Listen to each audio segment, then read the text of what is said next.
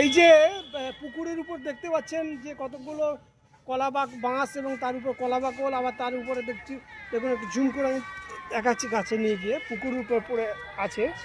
আর এই ঠিক বিভিন্ন ফুল দিয়ে সাজানো হয়েছে, এগুলো কিন্তু তরোয়াল। হ্যাঁ, এবার এই যে গঙ্গাধরপুরে এই সময় গাজন যে পালিত হচ্ছে সে সম্বন্ধে, আচ্ছা এই যে তরোয়াল বা এইসবগুলো এগুলোকে কি বলে? হ্যাঁ, এগুলোকে তো আমাদের তলোয়ারি শাল বলা হয়। আচ্ছা। যেখানে কিন্তু আমাদের এই 7টা শালের ওপরে প্রত্যেকটা মূল সন্ন্যাসীকে ছাড়া প্রত্যেকটা সন্ন্যাসীকে শোয়ানো করিয়ে তারপর মন্দিরকে প্রদক্ষিণ করা।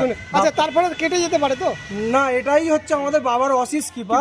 যেখানে যত যাই হোক আজ পর্যন্ত কারো প্রোগ্রাম হচ্ছে আমাদের কারো কাটেনি 300 বছর ধরে, 300 বছরের বেশি ধরে কারো কাটেনি এখনো পর্যন্ত। একদম যে কথা, এটা আমাদের ব্রিটিশ আমল থেকে হয়ে আসছে শোনা কথা, মানে বড় গুরুজনদের থেকে দাদা যেরকম বললেন যে ব্রিটিশ আমল থেকে এই পুজো হয়ে আসছে এবং ধর্মের গাজন সকলের উৎসব, এটা সার্বজনীন উৎসব। সেই সময় থেকে কিন্তু কোনো অঘটন এখনো পর্যন্ত সেরকম ভাবে হয়। আচ্ছা, ধর্মের তো অন্য সময় তো হয়, চৈত্র মাসে হয়, অনেক সময় বৈশাখ মাস, জ্যৈষ্ঠ মাসে হয়, আবার শ্রাবণ মাসের শেষের দিকে হয়, কিন্তু এইখানে এই সময়টা কেন হয়? এই সময়টা ওই সময় যেটা বললেন চৈত্র মাসে যেটা আমাদের ঝাঁপটা হয়, সন্ন্যাসীদের ব্যবস্থা করা হয়, ঝাঁপটা দেওয়া হয়, কিন্তু এই সময়টা আমাদের যেটা আমাদের সালেবর উৎসব যেটা বলা হচ্ছে, এই হচ্ছে সাল, তারপরের একদম একদম এর ওপরেই হচ্ছে উৎসব। এই উৎসবটা কিন্তু এই সময়ই করতে হবে, ঐতিহ্যটা।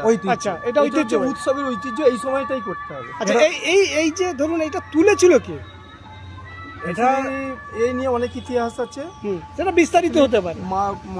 আমাদের একটা মান্না পাড়া আছে। আচ্ছা, মান্না পাড়া, এই গঙ্গারামপুরে যে মান্না পাড়া, গঙ্গাধরপুরে যে মান্না পাড়া, ওইখানে কারো একজনের কাছে মানে স্বপ্নে দেখা দেওয়ার পর কোনো একটা দ্রব্য সামগ্রী আসে, ও একটা পাথর টাইপের, তো ওইটা সেটাই ধীরে ধীরে পূজিত হয়, আনা হয়, পূজিত করা হয়। ওই জন্য প্রথম মান্না পাড়া থেকেই পুজোটা। আচ্ছা, একটা এখানে যে চিলের যে ঘটনাটা, একদম যেটা বলছিলাম হচ্ছে আমাদের রবিবার যেটা ধুলট বলা হয় বা আমার নৈহারি ভাষণ বলা হয়, সেই নৈহারি ভাষণের সময় যখন আমাদের মূল সন্ন্যাসী, আচ্ছা নৈহারি, হ্যাঁ ঠিক আছে, নৈহারি কথাটার অর্থটা কি? নৈহারি বলতে অ্যাকচুয়াল আমাদের হাড়ির মধ্যে যে বাবা ধর্মরাজ, আমরা যেটা যে অ্যাকচুয়াল আমাদের বাবা ধর্মরাজের কোনো আকার নেই, যেটা বলছিলেন ওখানে যে আকার দিয়ে জনগণের সামনে তুলে ধরা হয়েছে।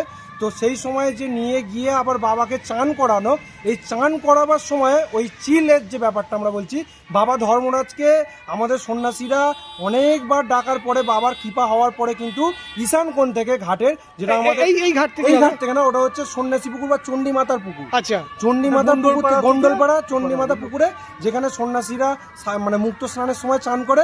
আবার এই নৈহারির ভাষণ যে পুকুরটাতে হয়, সেই পুকুরে বাবাকে ডাকার পর বাবা কিন্তু আমাদের চিল রূপে ওই ঈশান কোণ থেকে কিন্তু আমাদের সবাইকে দেখা দেবে এবং তারপরেই কিন্তু এই ভাষণটা হবে। আচ্ছা, মোটামুটি আপনি কি কোনো বছর দেখেছেন? হ্যাঁ, আমি তো করি, আমিও সালেবার করি। অ্যাকচুয়াল আমি 2 বছর করেছি, এবছরে করা হয়নি। আমি অবশ্যই দেখেছি এবং এটা একটা অলৌকিক বাবার অশেষ কৃপা। আচ্ছা, আর একটা বলুন যে এই আপনারা মালা পড়ছেন, সন্ন্যাসীরা মালা পড়েছেন, তো এই মালা পড়ার কারণটা কি? এইটা মালা পড়া বলতে যে আমাদের সন্ন্যাসীরা করে যে অ্যাকচুয়াল আমাদের যে মহাবিষি বুধবার হয়ে যায়, বুধবার থেকে বৃহস্পতিবার রাত্রির 12টা থেকে নিঢাল উপোস করে যে সমস্ত সন্ন্যাসীরা কষ্ট করে আমাদের বাবাদের আছে প্রত্যেকটা মানুষকে সম্মান জানানোর যে রীতি, বিভিন্ন বাড়িতে যেমন আমাদের মান্না দাদা যে বলছিল মান্না, তারপরে আমাদের জাসু, বিভিন্ন যে বাড়ি থেকে প্রথা আমাদের বছরকে বছর পরে হচ্ছে, সেই জাসু বাড়ির পুজো থেকে, সেই পুজোর বাড়ি থেকে কিন্তু প্রত্যেকটা মানুষকে মালা পরানো হয়। এই রীতিটা কিন্তু বংশপরম্পরায় চলে আসছে। আপনার নামটা?